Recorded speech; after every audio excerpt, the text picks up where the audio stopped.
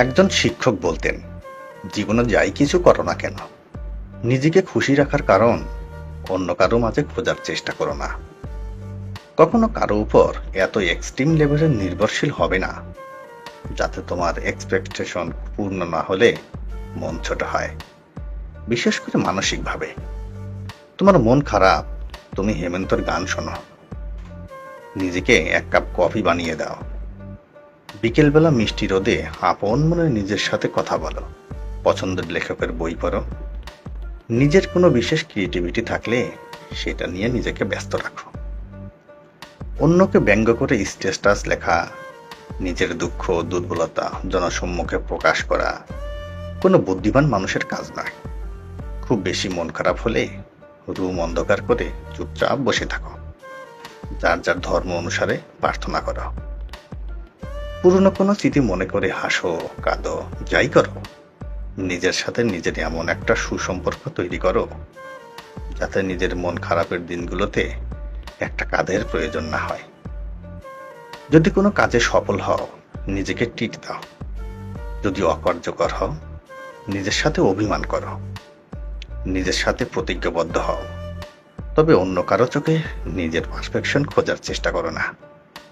অন্যের চোখ তোমার ত্রুটিগুলোর মাঝে, যখন তোমার গুণগুলো খুঁজে পাবে না, তুমি কষ্ট পাবে। পারলে তুমিই পারবে।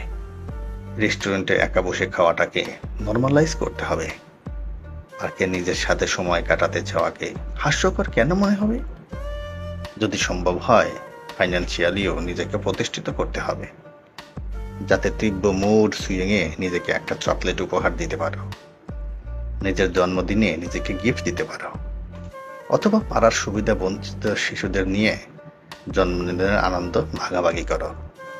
নিজের পছন্দের ড্রেসটা টাকা জমিয়ে হলেও নিজের জন্য কিনে দিতে পারো। মাঝে মাঝে নিজেকে কিছু ফুল দিবে, ঘরের এক কোণায় ফুল থাকবে, সুন্দর একটা গন্ধ ছড়াবে, মন আপনা আপনি ভালো হয়ে যাবে। সবাইকে খুশি রাখাও তোমার দায়িত্ব না। দুনিয়ার কারো পক্ষে সবাইকে খুশি করা সম্ভব না। যেখানে পারবে না, না বলাও শিখতে হবে। আমার বাবা মা আমাকে অ্যাপ্রিসিয়েট করে না, আমার বন্ধু আমাকে সময় দেয় না, আমার কাছের প্রিয়জন আমার সাথে ঠিকমতো কথা বলে না, আমার জন্য সময় নেই, এসব উপদ্রব সৃষ্টি করবে না। আমাদের ভাষায় যেটা অ্যাটেনশন, অন্যের জন্য এই চাওয়াগুলো অযথা টেনশন মাত্র। কেন নিজেকে অন্যের বিরক্তির কারণ বানাবে? একটা সুন্দর ব্যক্তিত্ব থাকার জন্য খুব কঠিন হওয়ার দরকার নেই। শুধু নিজেকে অতটুকু ভালোবাসলেই হবে যাতে অন্যের চোখে নিজের জন্য ভালোবাসা খোঁজার প্রয়োজন না হয়।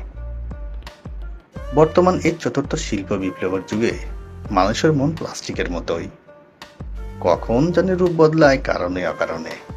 তাই মনে হয় নিজের মধ্যে নিজেকে সীমাবদ্ধ রাখা তুলনামূলক ভালো। একদম সহজ হিসাব, আমাকে ছাড়া যাদের চলবে তাদের ছাড়াও আমার চলবে। বদলে যায়নি, বুঝতে শিখেছি। আমি মানুষকে খুব কাছ থেকে দেখেছি, মানুষ আসলে দূর থেকেই বেশি সুন্দর। সব হাসিতে খুশি থাকে না, কিছু হাসি দিয়ে মানুষ দুঃখ লুকায়। যে অন্যের দোষ তোমাকে বলে, সে নিশ্চয়ই তোমার দোষও অন্য কেউ বলে। আমি কখনো কারো প্রিয় হতে পারিনি, না ঘরে না বাহিরে। সময় ঠিক পেরিয়ে যায়, কিন্তু মানুষের ব্যবহারগুলো মনে থেকে যায়। মাঝে মাঝে কারো প্রতি অতিরিক্ত আগ্রহ প্রকাশে নিজের গুরুত্বই কমে যায়। কেউই নিখুঁত নয়, অথচ মানুষ এখন সবাই খুঁত ধরতে ব্যস্ত। অর্থের অভাব নিয়েও ভালোভাবে বাঁচা যায়, কিন্তু প্রিয় মানুষের অবহেলা নিয়ে ভালোভাবে বাঁচা যায় না।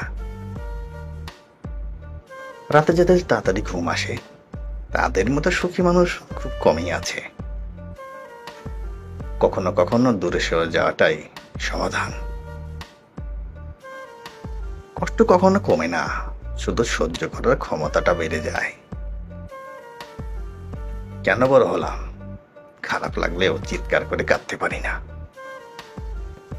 কোনো মানুষের উপর যখনই এক্সপেকটেশন বাড়ে, তখনই সে মানুষটা আমাদের তুচ্ছ মনে করে। চারিদিকে এত প্রেম দেখি, কই পূর্ণতা তো দেখি না। সবাই শুধু শরীর ছুতে ব্যস্ত, মনের খবর কেউ রাখে না। আবেগ দিয়ে পৃথিবীতে কিছুই হয় না। সফল হতে চাইলে কঠোর পরিশ্রমী হতে হবে। সবকিছু শেষ হয়ে যায়, কিন্তু কিছু মানুষের প্রতি মায়া কখনো শেষ হয় না। ভাগ্যে কত কিছুই নেই, তবুও আমরা কত কিছু আশা করে বসে থাকি। দুর্বলতা জেনেও যারা মানুষকে কষ্ট দেয় না, তারাই সত্যি সুন্দর মনের মানুষ। একটা ভুল করে দেখো, মানুষ ভুলে যাবে তুমি তার জন্য কি কি করেছ। ব্যস্ত হয়ে যাও, দেখবে মন খারাপ হওয়ার সময়ই পাবে না। সাহায্যকারী কখনো ঠকে না, আর হিংসাকারী কখনোই জেতে না। অতিরিক্ত ভালোবাসা দেখালে মানুষ সস্তা ভেবে অবহেলা শুরু করে। আপন মানুষগুলোই সুযোগ বুঝে আঘাত করে। মায়া কাটাতে পারলেই তুমি সুখী মানুষ। যোগ্য মানুষ কখনো অন্যের সমালোচনা করে না। 3টে ক্ষুধার্ত তেলাপোকা এক কৃষকের কাছে এসে খাবার চাইল। তিনি স্বেচ্ছায় তাদের কিছু রুটি এবং কিছু চিজ দিলেন। তেলাপোকারা এগুলো তৃপ্তির সাথে খেল এবং বাড়ি নিয়ে যাওয়ার জন্য কিছু খাবার রেখে দিল। যাবার আগে কৃষক তাদের বললেন, শোনো তেলাপোকারা, খাবারের জন্য ভিক্ষার পরিবর্তে তোমরা আমার খামারে কাজ করতে পারো। এতে করে তোমাদের ভালো বেতন, খাবার এবং সুরক্ষা দিতে পারি। তেলাপোকারা জিজ্ঞেস করল, আমাদের কি কাজ করতে হবে এবং আমরা কত বেতন পেতে পারি? কৃষক উত্তর দিল, আমার খামারে 4টি পদ খালি আছে, যার প্রত্যেকটির জন্য আলাদা আলাদা বেতন রয়েছে। তোমাদের মধ্যে তোমরা কে কোনটি পছন্দ করো তা বেছে নেওয়া তোমাদের উপর নির্ভর করে। শ্রমিকের কাজ হলো আমার মুরগিকে খবর জানানো যে খাবার তৈরি আছে।